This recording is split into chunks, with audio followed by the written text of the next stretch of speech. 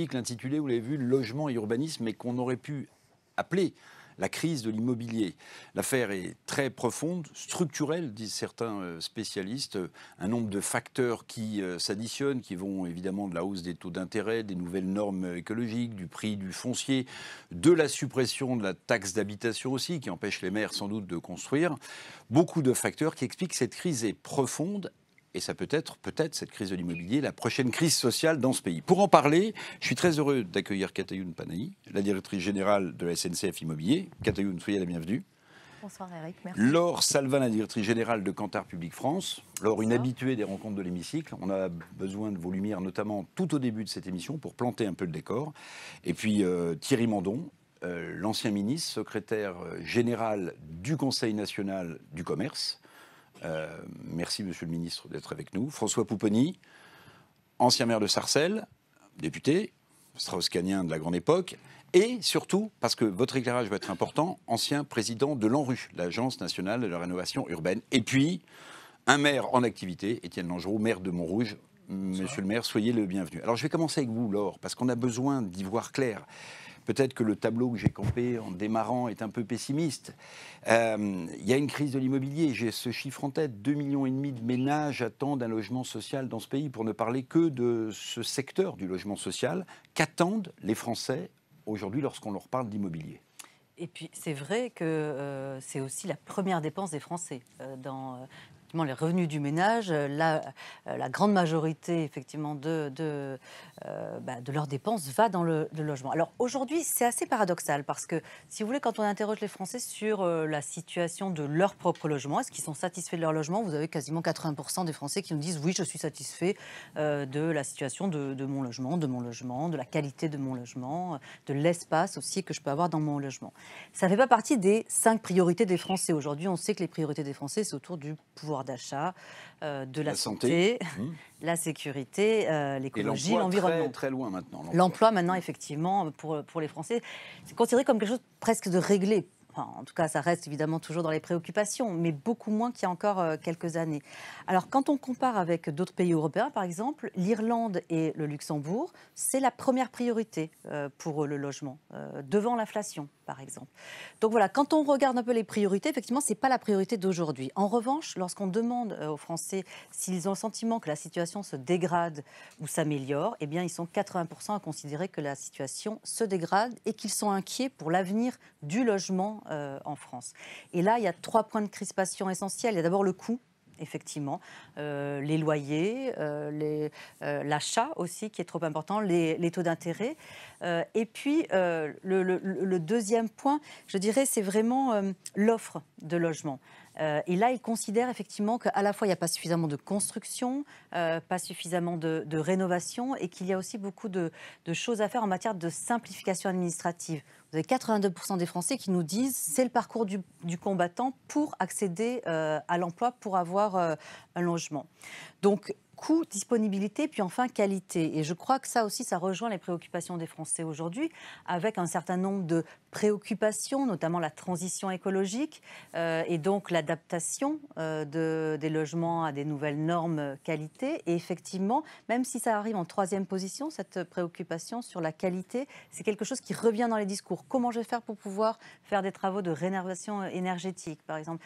Comment je vais faire pour mettre mon logement aux normes dans le contexte de cette transition écologique? Voilà, donc c'est pas aujourd'hui un sujet d'insatisfaction majeure. En revanche, c'est un sujet de préoccupation majeure. Plus la pression sur les loyers de tous ces propriétaires qui retirent du marché aussi leur propre logement, puisqu'il faut engager de l'argent pour être dans les normes. Exactement, et qui ne peuvent pas. Madame Panahi, avant qu'on voit comment vous, du côté de SNCF Immobilier, vous prenez la question à bras-le-corps, parce qu'on sait que la SNCF a un foncier considérable. Bon, donc on se dit foncier, cher, s'il y en a beaucoup, ça peut peut-être être un élément de la solution.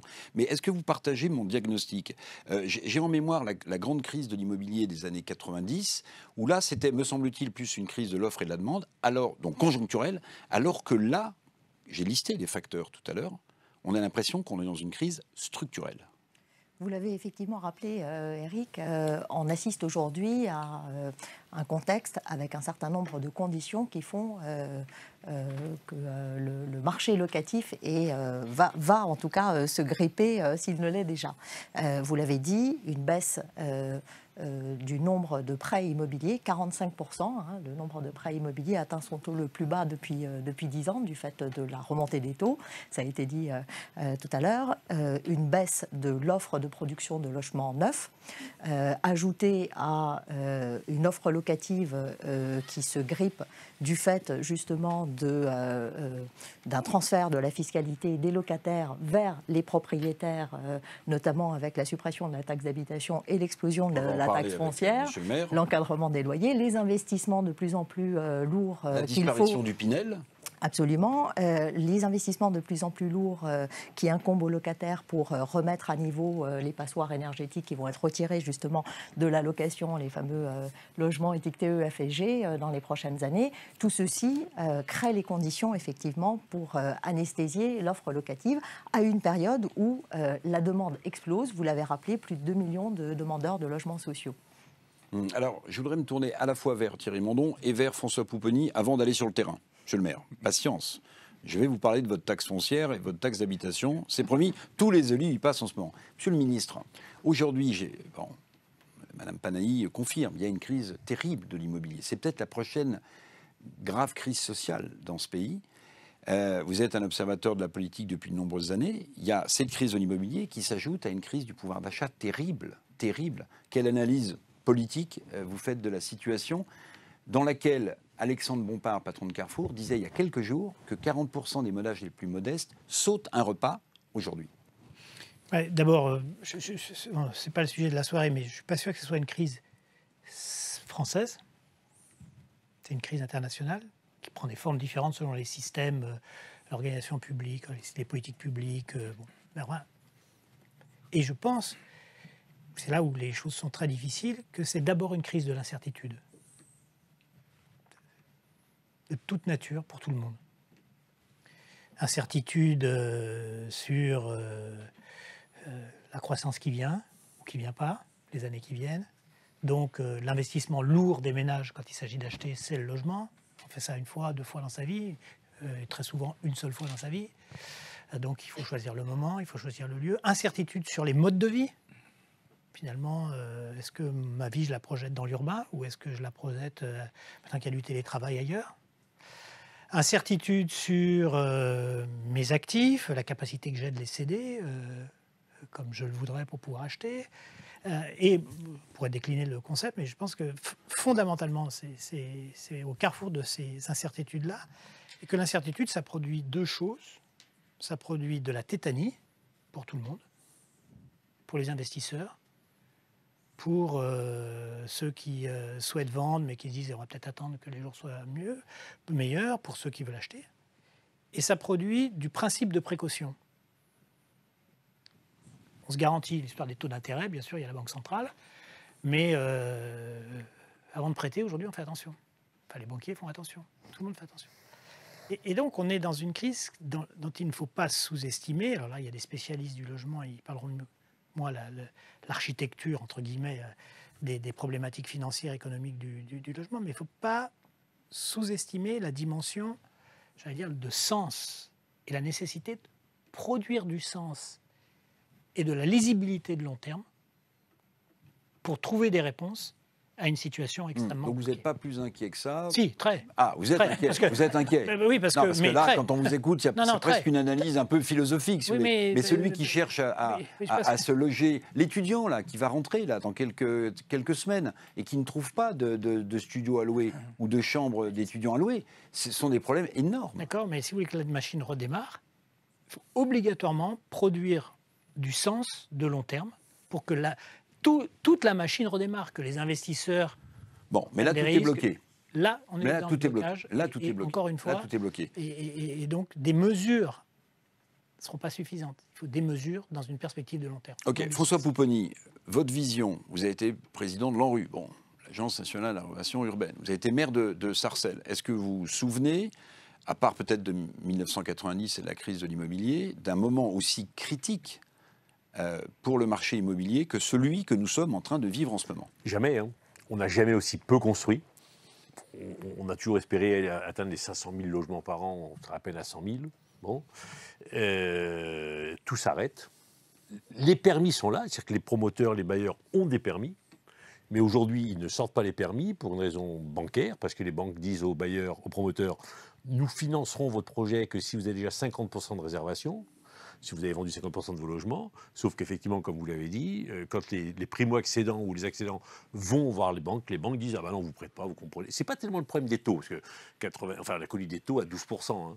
Là, on sera à 4,5%. Donc, les taux, mais c'est que les banques ne prêtent plus. Non, mais il y a aussi le plafonnement décidé par la Haute Autorité financière sur l'endettement des ménages. Voilà, donc c'est plafonné. Donc en fait, il n'y a plus de crédit. Donc les bailleurs, les promoteurs ne peuvent pas préfinancer le projet et derrière, les banques ne suivent plus. Donc en fait, il y a le système bancaire qui bloque en disant on a été trop gentil, on a mis des taux négatifs, fallait que ça s'arrête, il faut revenir à un truc plus raisonnable. D'accord, très bien. Et puis il y a, pour une raison qu'on peut imaginer, le politique qui dit, après tout, le logement, terminé. Alors ça, vous pensez que c'est la situation actuelle? Vous voulez dire que, finalement, le gouvernement laisserait tomber un peu le secteur pour qu'il s'appure de lui-même? C'est ça que vous dites, gouvernement qui voit une crise comme celle-là et qui ne prend aucune mesure corrective pour faire que ça s'arrange, c'est que le gouvernement dit, après tout, c'est pas si mal que ça. Pourquoi? Le système va se réguler. Attention, on a mis en place un système quand même particulier en France. Il y a 2 mastodontes. Action Logement, c'est-à-dire que les entreprises françaises donnent de l'argent pour construire du logement, et la Caisse des dépôts avec le livret A. Et les 2 mastodontes devraient construire des centaines de milliers de logements. Et ils ne le font pas tant que ça, parce que ces 2 mastodontes, certains ont même dit du dormant, il a fallu qu'on vote une loi pour réformer Action Logement, pour qu'ils produisent du logement, enfin bon.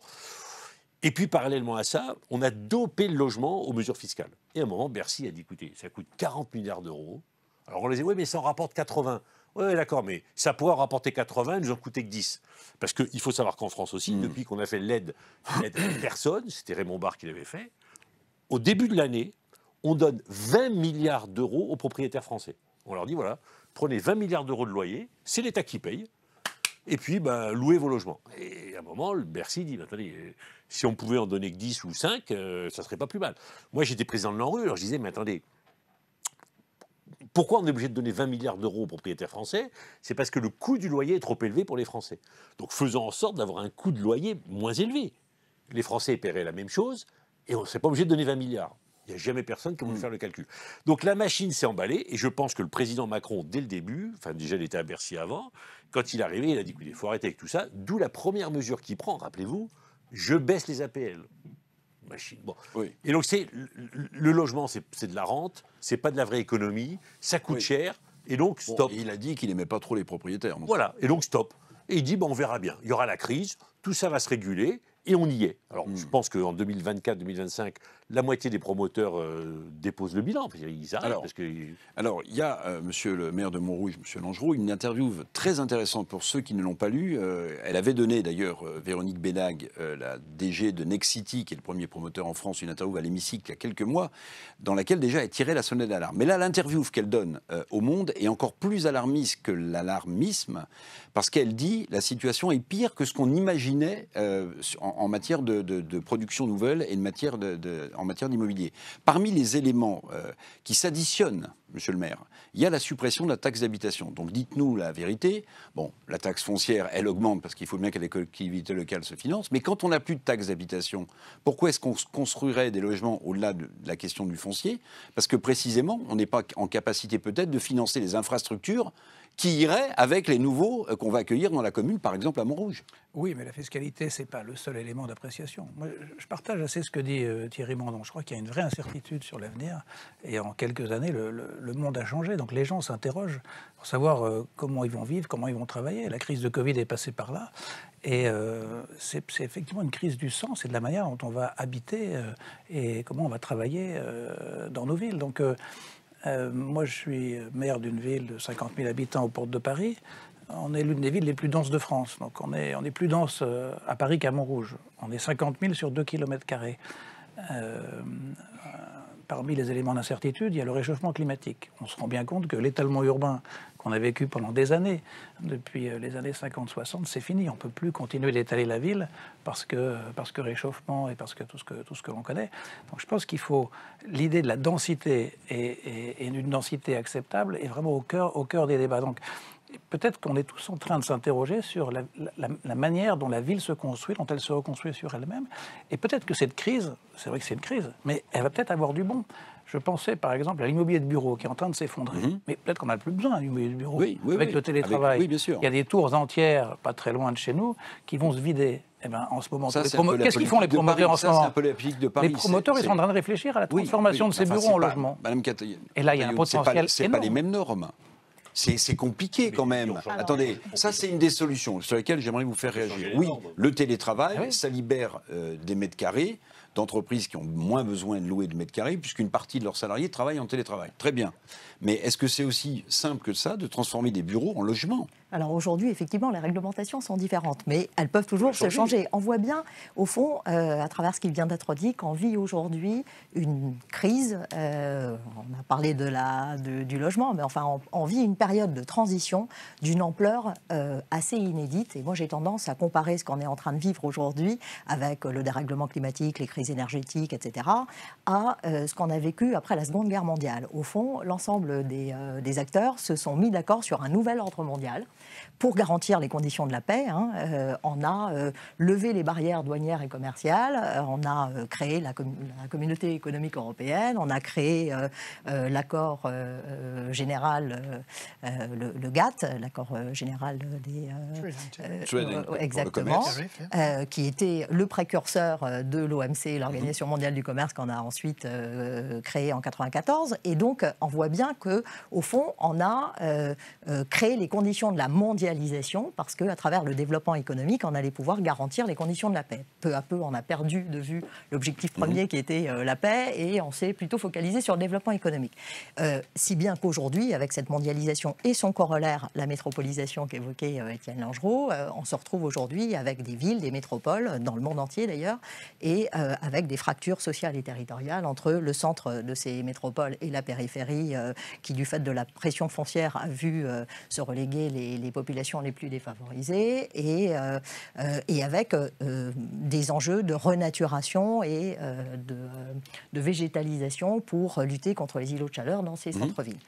Bon, et au fond, ce qu'il nous faut sans doute repenser aujourd'hui, un peu comme on l'a fait au lendemain de la Seconde Guerre mondiale, où on a mis en place un certain nombre de principes pour redonner du sens, c'est ce que disait Thierry Mandon, pour redonner du sens à ce qu'on en fait. Ce qu'il faudrait peut-être mettre en place aujourd'hui, c'est de nouvelles règles pour repenser la fabrique urbaine. Avec beaucoup d'intérêt votre document vers un nouveau modèle de valorisation foncière qui rejoint un peu la problématique du sens, justement. C'est ça. Puisque, alors, vous écrivez que... Alors, d'abord, de combien de fonciers vous disposez à la SNCF Immobilier? Ça, c'est un chiffre peut-être qu'on peut avoir. Alors, le groupe SNCF est le deuxième propriétaire foncier de France après l'État, avec un patrimoine de à peu près 30 000 hectares de foncier, 8 millions de mètres carrés de bâtiments. Bon. Donc c'est ce qui nous fait dire qu'on pourrait éventuellement être une partie de la solution. Mais ce qui m'a intéressé, alors peut-être que je me trompe, moi j'appelle ça, alors c'est écrit, une sorte de modèle de rupture, où vous essayez d'allier à la fois le côté social et la transition écologique qui est dans toutes les têtes maintenant, et pas seulement des générations Y ou Z. Absolument. Ça, on sait faire. Enfin, après, si je peux me permettre, la vraie question, et c'était Cécile Duflot qui avait tenté, on a voté une loi qui disait il faut que les acteurs publics donnent leur foncier. J'avais dit à Cécile Duflot, si tu les obliges pas à aller chez le notaire, ils le feront jamais. Et donc, effectivement, la SNCF, comme tous les autres, ils se sont cachés, ils ont dit oh là, qu'est-ce qui se passe? Ou le vendre on va pas. Non, c'était l'euro symbolique. Enfin, puisque le coût du foncier était trop élevé, on avait dit tous les acteurs publics vont donner le foncier. Alors, François, juste pour mais pour quelle raison on ne peut pas forcément donner ce que j'aimerais, parce que j'ai lu avec intérêt, mais parfois ça dépasse un peu mes compétences, que vous exposiez un peu comment vous comptez trouver un élément de réponse à la crise qu'on vit aujourd'hui, avec ce que j'appelle peut-être, pas terriblement correctement, mais un modèle de rupture. Et il me semble qu'il y a un côté social très fort, bon, vous êtes une entreprise publique, et puis il y a cette prise en compte du sens et de la volonté d'avoir une transition écologique réussie, jusque et y compris dans la construction de nouveaux logements. Absolument. Alors c'est vrai que le groupe SNCF a dans son ADN cette conscience environnementale et sociale depuis toujours. Et on pense aujourd'hui que notre foncier peut être une partie de la solution parce que l'un des fondements aussi de cette crise aujourd'hui du logement, c'est aussi parce qu'on n'a pas forcément le foncier nécessaire. Ça devient une ressource assez rare de trouver ce foncier, notamment dans les centres-villes urbains. Or nous, on a du foncier qui a le mérite d'être souvent bien situé, à proximité des gares, en centre-ville. Et puis qui a le mérite surtout d'être déjà très largement artificialisé, d'avoir eu de multiples vies précédemment et donc de pouvoir contribuer à l'objectif du fameux zéro artificialisation nette qui est posé désormais par la loi climat et résilience pour aller favoriser la biodiversité, lutter contre les inondations. Donc on a un patrimoine qui présente de nombreux atouts. Simplement, aujourd'hui, lorsque vous voulez développer, valoriser votre foncier, ce qui est nécessaire, parce que quand on cède du foncier et quand on le valorise, pour reprendre ce que disait François Pupponi, c'est des recettes pour le groupe qui sont réinjectées dans l'offre de transport, qui en a bien besoin. La vraie difficulté, c'est qu'on a tous les maires, enfin je pense, mais moi j'étais maire pendant 20 ans, RFF à l'époque avait des fonciers magnifiques. Réseau ferré de France. En bordure de voie ferrée, pas non plus... qui pouvaient faire construire. Ouais. Et la vraie difficulté, c'est qu'il faut qu'ensuite que les maires acceptent, que le PLU soit adapté au fait que les terrains des RFF ou de la SNCF soient constructibles.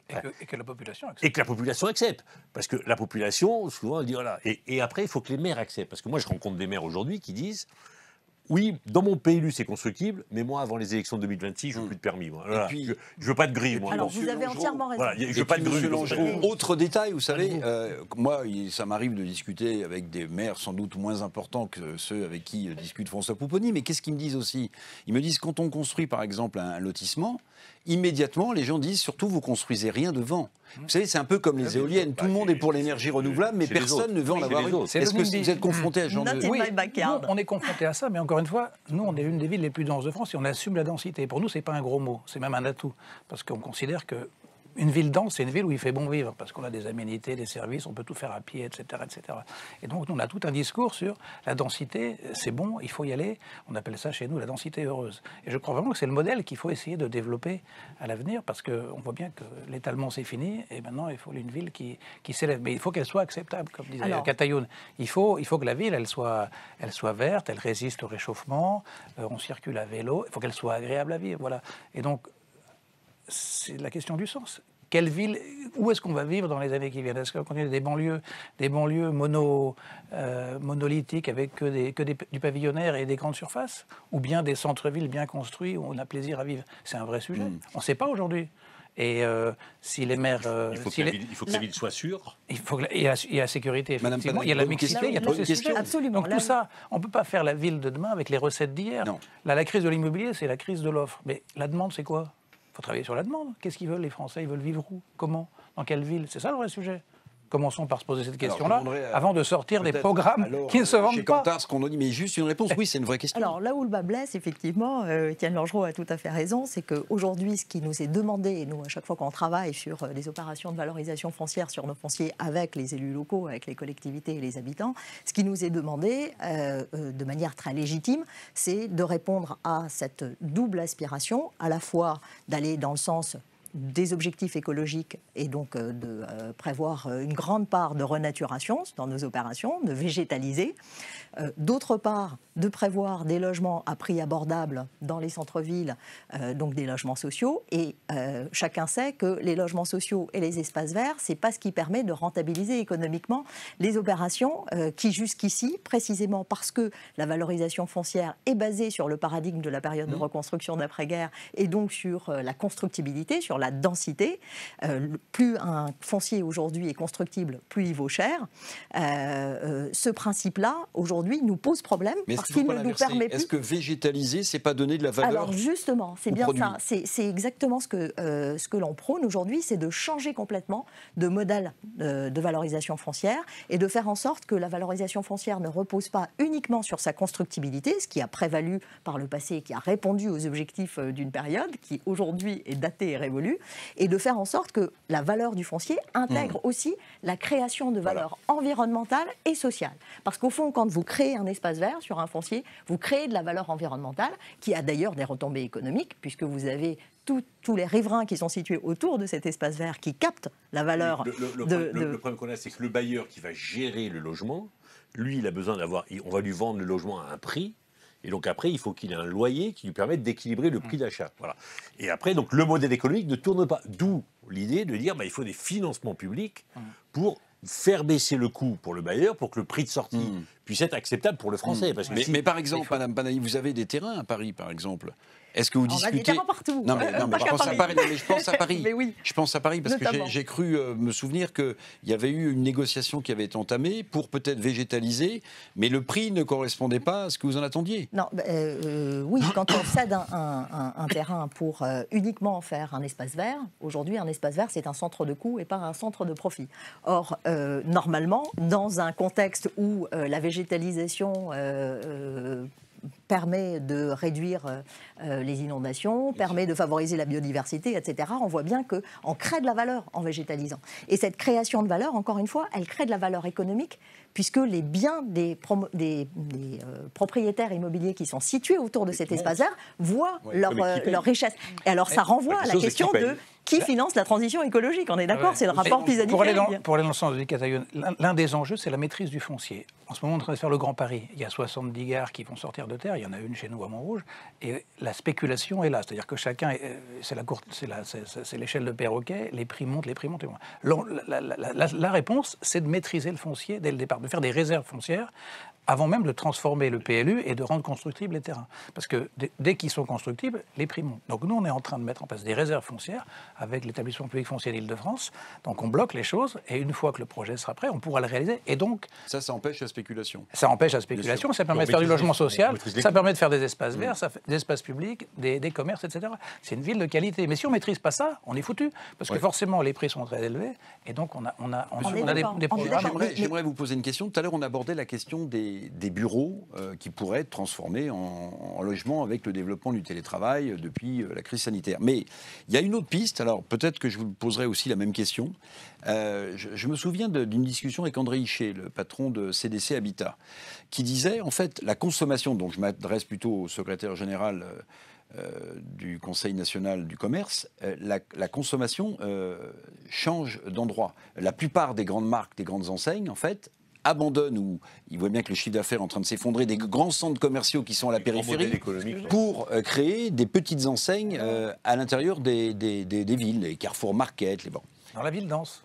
Une des propositions qui avait été faite, c'était de dire, mais vous voyez bien que ces anciens centres commerciaux ou ces centres commerciaux qui tournent de moins en moins bien, ils ont toute l'infrastructure qu'on avait mise en place pour aller faire ses courses à 15 km de la ville. Et André Hichet disait, pourquoi est-ce qu'on ne propose pas aussi de transformer... Alors, d'abord Thierry Mandon et ensuite vous, ma chère Catalogne. Alors, deux choses. D'abord, ça, c'est en train de se réfléchir. Il y avait un programme qui s'appelait Action Cœur de Ville 1, qui a été suivi d'un deuxième programme qui s'appelle Action Cœur de Ville 2, qui fait à la fois les proximités des gares et des entrées de ville, des anciens centres commerciaux, des friches commerciales éventuelles, des lieux de redéploiement, de logement, et c'est tout à fait... Donc c'est une bonne piste. Alors, c'est une bonne piste si, et là je reviens sur la discussion, si on prend la mesure de ce qui se passe. Moi, mon sentiment, c'est que c'était un marché d'offres, le logement, jusqu'à maintenant. Structuré par l'offre. Depuis 15 ans, c'est la fête. Les promoteurs achètent des terrains de plus en plus chers, construisent, ont 5 clients pour un logement. Et font des fortunes réelles. La fête est finie. La fête est finie, pour des raisons macroéconomiques qui ont été évoquées, et parce que la demande, encore une fois, elle évolue, et je pense qu'elle n'est pas formée aujourd'hui. Elle évolue, mais on est dans une phase intermédiaire. Les bureaux en logement, très bien, si les gens... Très bien. Techniquement, c'est possible. Si les gens ont envie de vivre en ville. Si les gens ont envie d'acheter un logement en ville. Mais est-ce qu'ils ont envie ? Je pense qu'on n'en sait rien, à moins que ma voisine de gauche... Je pense qu'aujourd'hui, ils ne savent pas. Exactement, c'est tout à fait ça. Les Français ne savent pas. Et donc, on est un marché d'offres en train de devenir un marché d'une demande qu'on ne saisit pas suffisamment et sur laquelle, je pense, on ne fait pas suffisamment. Juste un mot, Laure. Oui, poser la même question à Madame reprendrai Panay. aussi cette idée d'incertitude. Je pense aussi qu'on est dans une incertitude sociale et sociétale, c'est-à-dire quelle société on veut. Effectivement, on se rend bien compte que notre modèle social et sociétal est un peu grippé aussi, ou en tout cas, il arrive au bout de quelque chose. Et moi, d'ailleurs, ce qui m'avait marqué dans des données d'opinion sur le logement, c'est que pour les Français, le logement était signe aussi de cohésion sociale. C'est-à-dire que l'offre de logement d'une ville reflète quelque part l'accueil qu'on va faire aux habitants, aux différentes populations et à l'intégration de ces populations-là. Et je crois aussi que la crise du logement, elle interroge directement cette crise de la cohésion sociale, c'est-à-dire qu'est-ce qu'on veut vraiment faire pour vivre ensemble encore aujourd'hui, comment on va vivre ensemble encore aujourd'hui. Et sur la question du télétravail et de la transformation du bureau, c'est très compliqué parce que je pense qu'à un moment donné aussi, les entreprises vont se rendre compte que le télétravail, il y a quand même aussi une forme de perte de cohésion sociale en fait. Si quand même tout le monde est télétravaille chez lui, il n'y aura plus cette forme quelque part d'intelligence collective. Donc je crois qu'effectivement, l'opinion française, en tout cas, et internationale, je suis assez d'accord aussi, est assez dans le brouillard, je dirais, aujourd'hui sur ce sujet-là. Les Français qui ont le moyen, ça pose un autre problème, parce que les Français qui ont les moyens, on voit bien quel modèle ils veulent aujourd'hui. C'est je passe 3 jours dans les grands centres, et je passe le reste de la semaine dans ma maison de campagne où éventuellement mon épouse et mes enfants sont. Voilà. Et ça pose des problèmes de spéculation bien au sûr. Pays Basque ou ailleurs, Marseille, Pays Basque, où les Parisiens sont venus acheter et où les gens locaux ne peuvent plus se loger. Parce que les plans, etc. Donc ce modèle-là, François. Juste, Madame Panahi, juste sur... Non, parce que je voulais aussi avoir votre avis sur cette idée de transformer aussi des centres commerciaux. Et puis vous demandez, parce que je n'ai pas été au fond de mon interrogation sur votre modèle, depuis quand il est en gestation et à qui vous l'avez proposé, parce que cette espèce de triptyque, si je résume, social, écologique, économique, les pouvoirs publics doivent être au courant, j'imagine, Jean-Pierre Farandou, enfin tout le monde doit se mobiliser. Donc un mot sur les centres commerciaux peut-être.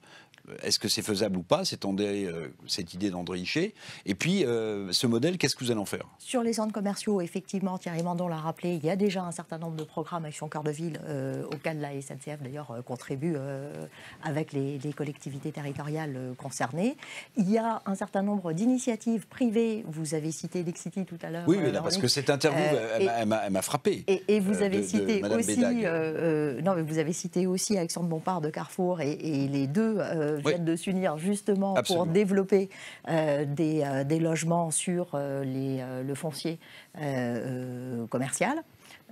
Donc on voit bien qu'effectivement il y a des enjeux de transformation de la ville sur la ville parce qu'on n'a peut-être plus forcément besoin des centres commerciaux où on n'a pas forcément besoin d'autant de bureaux qu'autrefois et donc on peut transformer ces objets immobiliers-là en logements mais ça nécessite des investissements, ça nécessite de l'argent et donc après ça revient à la question du modèle économique quand même et d'où nous notre credo d'essayer de concilier le triptyque écologie, sociale et économie.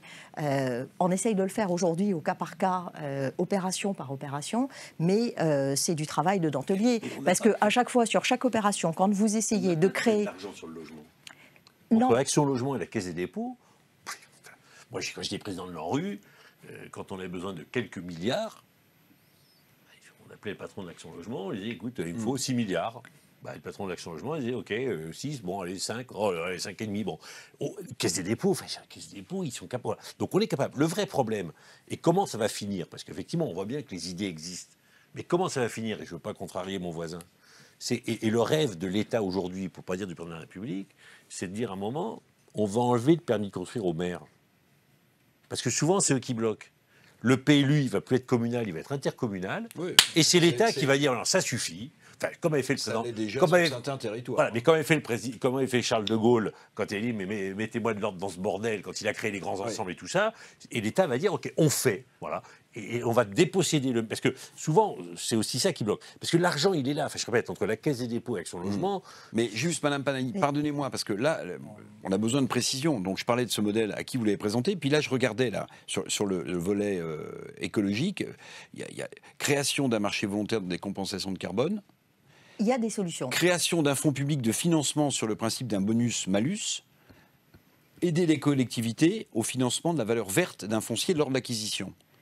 En fait, ce qui se passe aujourd'hui sur chaque terrain dont nous disposons, quand on veut faire des opérations, on l'a dit, on a des difficultés à trouver le modèle économique qui va bien. Parce qu'aujourd'hui, la création de valeur environnementale n'est pas intégrée dans le coût du foncier ou la création de valeur sociale. Même s'il y a de l'argent, c'est réparti différemment. Vous faites du logement et vous faites l'espace vert en même temps.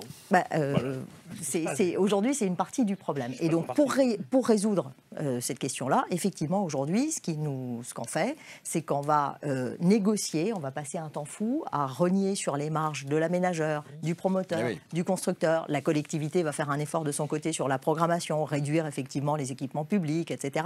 Et tout ça, ça prend énormément de temps. Or, si on veut lutter contre le dérèglement climatique, les rapports du GIEC nous le rappellent sans arrêt, on n'a plus beaucoup de temps devant nous. Et de la même manière, si on veut réduire les fractures sociales dans notre pays, on n'a pas non plus beaucoup de temps devant nous. Donc, si on veut aller plus vite, c'est une question de changement de vitesse et donc c'est une question de changement de modèle. Parce qu'on peut continuer avec le modèle du passé, mais on l'a dit, le problème c'est que ça va mettre énormément de temps. Et donc là, ce qu'on propose, c'est de changer complètement, de repenser le modèle de la fabrique urbaine, de repenser le modèle de valorisation foncière.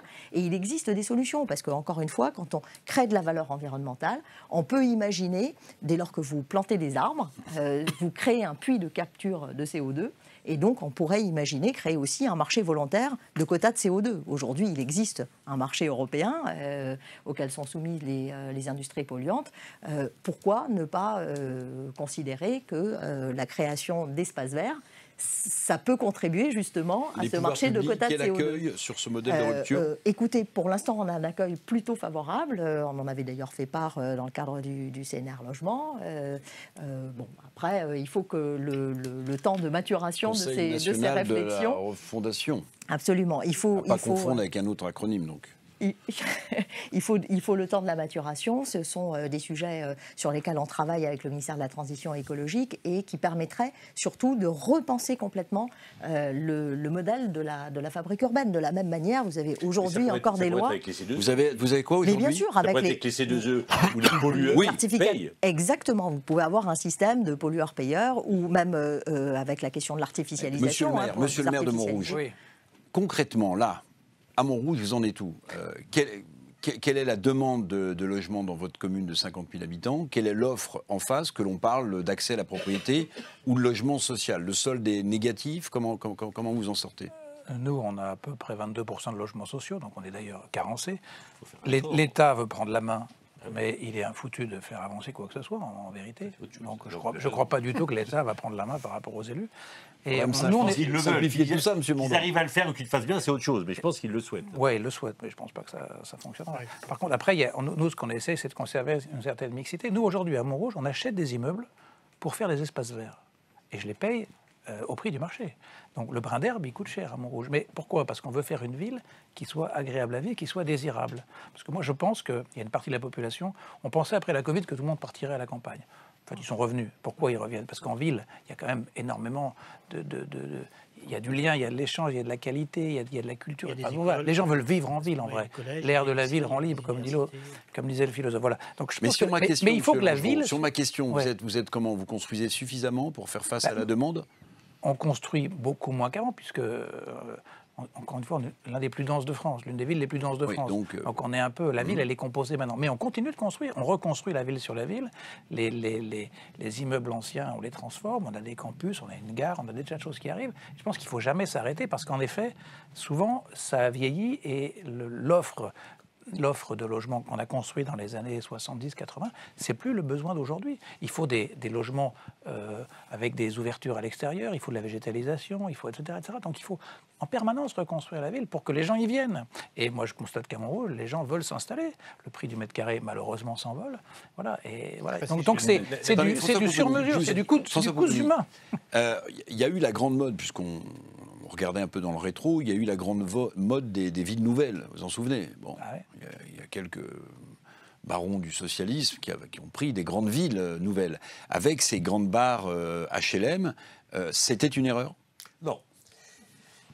Les grands ensembles ont été plutôt... Alors, les grands ensembles, dans un premier temps, ont été plutôt bien pensés. Après, ça a dérapé, parce qu'après, on a ghettoisé les choses. Et les villes nouvelles, alors pour le coup, ont été bien pensées, parce qu'on a tiré les leçons des échecs des grands ensembles pour dire, alors on va arrêter tout ça, et on va construire une ville qui est une ville, la ville de l'an 2000, plutôt bon. Mais c'est pas là où le bas blesse, parce qu'au niveau architectural et urbanistique, ça a été bien pensé et plutôt bien réalisé.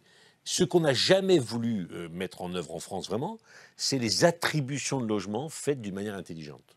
C'est-à-dire qu'à un moment, l'État a ghettoisé ces grands ensembles.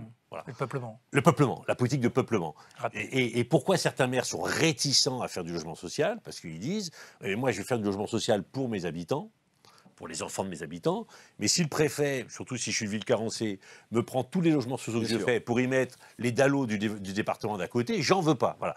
Et donc cette difficulté-là de la politique de peuplement, on s'est loupé. Alors parce que, y compris sur l'ANRU, hein. L'ANRU, on a fait des rénovations exceptionnelles.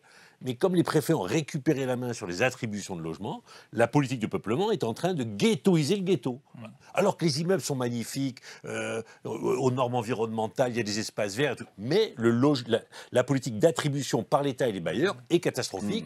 Et c'est là où le ghetto se crée. C'est pas un problème urbain, c'est un problème de politique de peuplement. Il y a un autre élément sur le logement social, c'est que le parc est totalement embolisé, c'est-à-dire qu'il n'y a pas de rotation. Bien sûr. Celui qui rentre dans un logement, il y reste 23 ans en moyenne. Bien sûr. Et donc, tant que cette embolie ne sera pas réglée, eh bien, ça n'évoluera pas. Donc, il faut développer aussi le logement intermédiaire.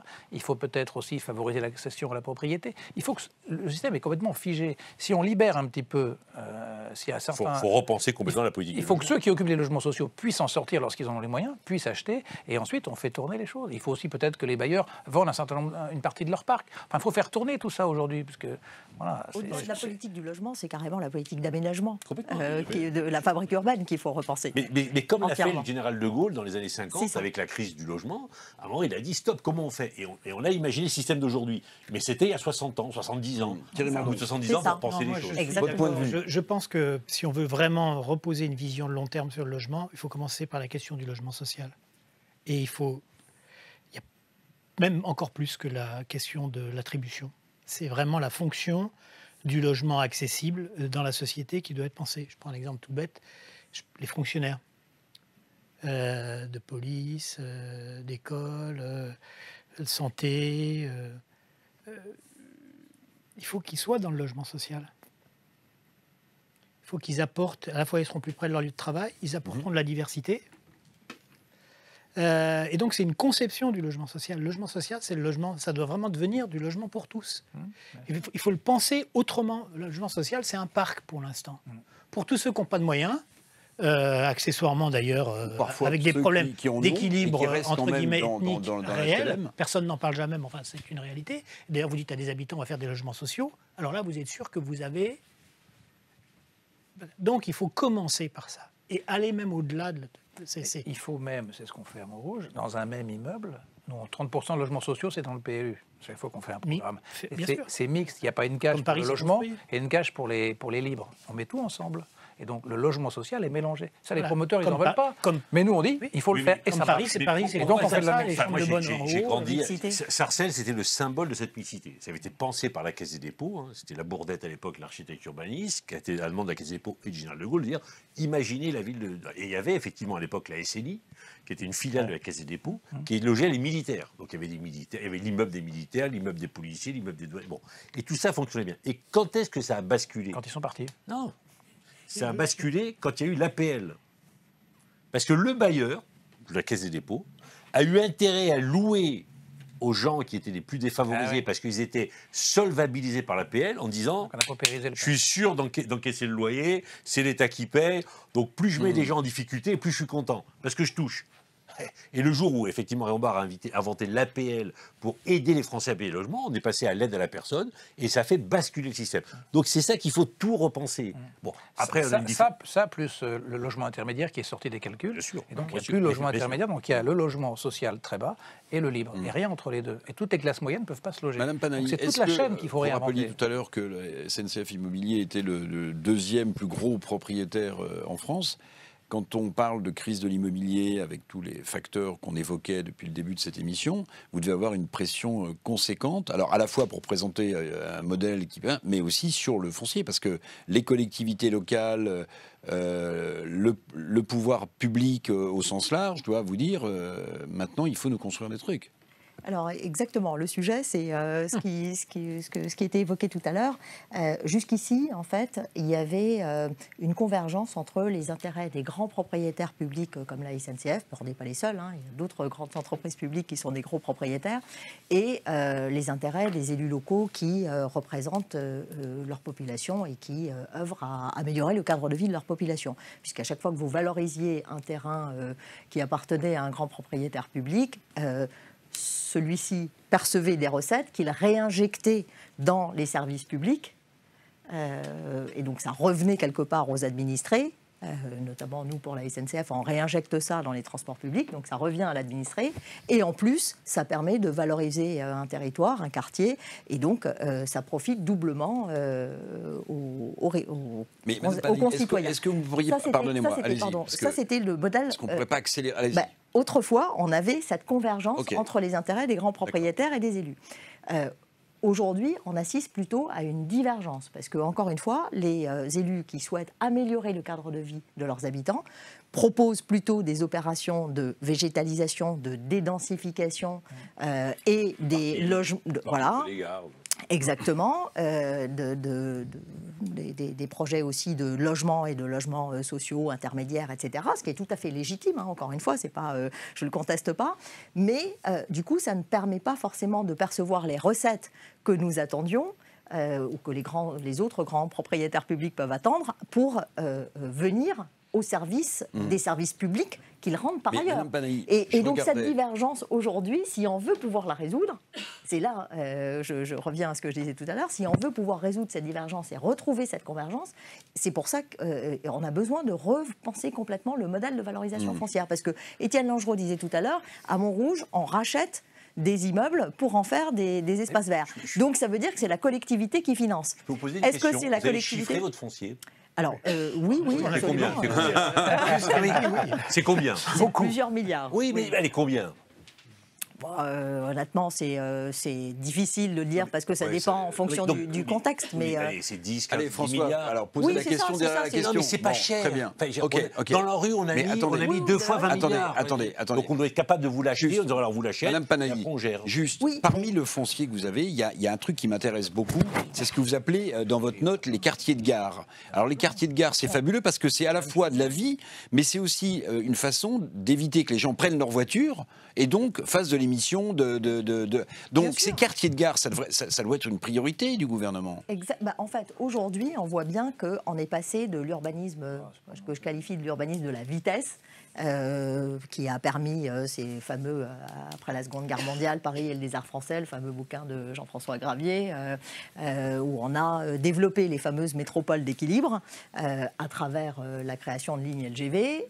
Aujourd'hui, on a besoin de repenser plutôt l'urbanisme de proximité, puisque dans ces métropoles d'équilibre, on a des fractures entre le centre et la périphérie. Et on a besoin de mieux desservir le centre par rapport à la périphérie, puisque on a de moins en moins de logements disponibles en centre-ville, ou en tout cas, on a d'autres objectifs. Et d'où les fameux projets de services express régionaux métropolitains, les RER métropolitains. Et c'est dans le Grand Paris, c'est le Grand Paris Express qui va permettre aussi cette desserte. On va construire à côté. Ça va permettre en tout cas cette desserte entre la périphérie et le centre, mais ça va conduire à reléguer davantage encore vers la périphérie, vers la Grande Couronne. Donc voilà, il faut réfléchir aussi au périmètre et au réseau. Mais on voit bien que les gares et la proximité des gares, c'est un véritable enjeu. Bien sûr, c'est pour ça que je mettais le doigt sur ce point-là. Quand vous densifiez justement autour des gares, vous allez favoriser la concentration logement, activité autour des gares et vous allez faciliter l'accès au transport décarboné. Et c'est important aussi de pouvoir améliorer la desserte auprès de ces gares. Donc l'enjeu de transformation et de valorisation de ces fonciers est essentiel et c'est la raison pour laquelle on militait, nous, pour un bonus de constructibilité aux abords des gares. Je voulais juste poser une question à Thierry Mondeau, M. Pupponi. Non, moi, j'allais dire que j'étais d'accord avec lui. avec François Pupponi. Oui, avec Pupponi. Non, mais alors, qu'est-ce développez, que... développez. On est là pour débattre. Qu'est-ce que la SNCF s'embête? Mais oui, pourquoi elle ne vend pas son Vous voulez foncier avec combien les dépôts vous Mais avez c'est besoin ce de qu'on sous. Parce que, en fait, vous Vendez faites votre ça foncier. et vous avez bien raison parce que vous avez besoin de réinvestir. Tout ça est tout à fait... Eh bien, trouvez quelqu'un qui vous Caisse des achète. dépôts. Caisse des dépôts avec son logement, Alors, la moitié-moitié. pour vous, c'est ennuyeux parce que vous gérez ça, mais vous arriverez... Non, pas du tout. Mais- Notre mais- objectif, c'est de mais- céder. C'est de mais céder, pourquoi c'est Voilà. c'est de céder ses C'est très fonciers. révélateur parce que ce dossier-là, il existe depuis 20 ans. Ouais, Effectivement, et puis Cécile c'est- Duflot avait fait une loi en disant depuis on va leur des prendre leur décennies. foncier. Bon, ok. Voilà. Le mieux, si je peux me permettre, c'est vous dites à la Moi, SNCF j'en veux combien ça coûte. Oui. Et Action Logement et Caisse des dépôts qui sont là pour construire du logement, Ils feront de la réserve ils achètent. Après, ils peuvent revendre s'ils veulent des promoteurs, ils achètent. Et si les maires disent, nous, on veut plutôt des espaces verts, ils font des espaces verts.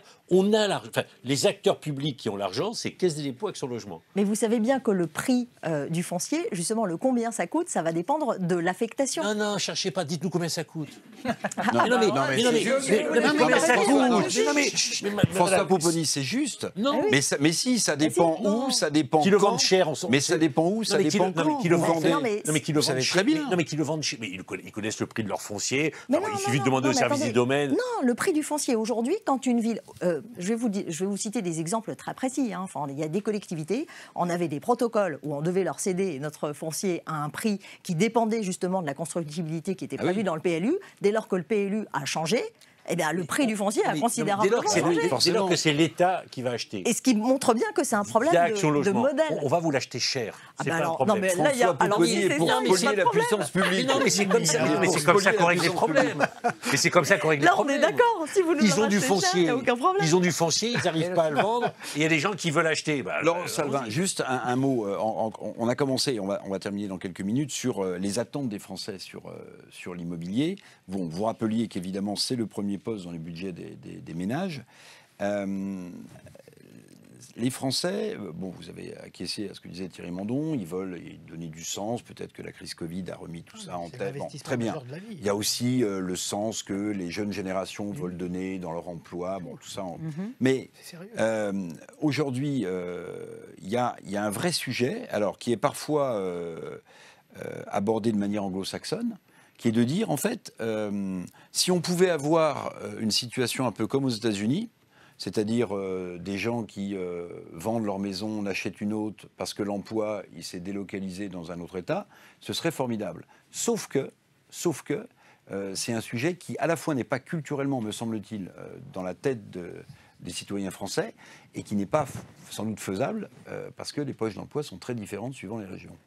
Oui, et d'ailleurs, le rapport au logement est très différent selon les régions C'est ça. aussi et selon les territoires que l'on observe. On voit d'ailleurs que c'est une vraie préoccupation des villes moyennes, beaucoup plus que des petites villes, des territoires ruraux. Le logement, effectivement, il y a un petit peu moins de problèmes. On voit aussi que c'est un problème d'âge, c'est-à-dire que ce sont les plus jeunes qui se posent le plus de questions aujourd'hui sur cette question. Et puis, comme vous dites, je crois qu'en France, on est attaché aussi à un territoire. Il y a des identités de territoires, des territoires qui ont construit une histoire, etc. Et c'est vrai que c'est pas si facile que ça, finalement, de bouger d'un endroit à un autre, et d'autant plus aussi que l'activité économique n'est pas non plus aussi fluide, peut-être, qu'aux États-Unis. Et puis, il y a autre chose aussi, et là, je crois qu'on en vient à un paradoxe assez humain, j'avais envie de dire français, mais en fait c'est plutôt assez humain, c'est-à-dire que les Français, les individus ont tous envie d'accéder à un moment donné à la maison avec jardin, en fait. Et ça, je crois que ce rêve-là, il n'est pas terminé. Donc effectivement, même s'il y a cette conscience environnementale et cette volonté d'aller vers quelque chose qui a du sens, vers de la transition écologique, etc., nous, les Français, aujourd'hui, ils nous disent « Mais moi, en fait, mon idéal de vie, ça reste la maison avec un jardin. » Et donc, on reste dans de l'étalement urbain. Et effectivement, et puis ils nous disent et c'est tout à fait compatible avec la défense de l'environnement. Il faut juste qu'on trouve une solution pour que ce soit compatible. Mais moi, je ne peux pas renoncer à ce rêve-là, vous voyez. Donc, il y a aussi quand même des aspirations qui sont assez contradictoires avec, finalement, le souhait plus global de faire des villes plus respirables, plus saines, plus denses aussi peut-être, moins étalées, mais en fait qui se heurtent clairement à l'intérêt personnel et individuel de chaque Français. Madame Panay, pour terminer, j'aimerais reprendre ce que j'ai dit tout à l'heure et puis avoir votre avis global. Donc j'ai additionné tous les facteurs qui bloquent le marché de l'immobilier aujourd'hui. Bon, crise du sens, crise de l'immobilier, il y en a beaucoup. Si vous deviez nous délivrer une vision à 5 ans, 10 ans, on sera sorti de cette situation. Les facteurs qui s'additionnent aujourd'hui et qui plongent le marché de l'immobilier dans une crise quand même évidente auront disparu et la machine sera relancée, aussi bien pour vous l'accès à la propriété qu'en logement social. Je pense que si on est capable de repenser collectivement un nouveau modèle de fabrique urbaine pour faire muter justement les centres commerciaux, les immeubles de bureaux, pour répondre aux nouvelles aspirations, le télétravail, le e-commerce, le développement du e-commerce, etc. Mais ça suppose effectivement un travail en profondeur en matière d'aménagement. On aura surmonté, mais ça veut dire qu'il faut vraiment qu'il y ait un travail collectif entre l'ensemble des acteurs de la fabrique urbaine pour repenser un nouveau modèle qui soit beaucoup plus adapté aux enjeux et aux nouveaux défis à relever aujourd'hui. Alors allez-y, le mot de la fin, monsieur le maire de Montrouge. Moi, je pense que la fête est finie parce qu'en effet, on ne peut pas imaginer l'aménagement de nos villes comme on l'imaginait au cours des 50 dernières années. Et donc, il faut changer. Mais je pense que la crise va générer de nouveaux comportements, de nouvelles solutions. On n'a pas parlé, par exemple... C'est schumpeterien, ce que vous le dites. co-living. C'est la destruction créative. Et le vrai sujet, c'est aussi... En attendant, il y a des gens qui attendent pour se loger. Quoi. Oui, mais oui, justement, pour que les gens puissent se loger, il faut inventer de nouvelles manières d'être propriétaire ou d'être locataire.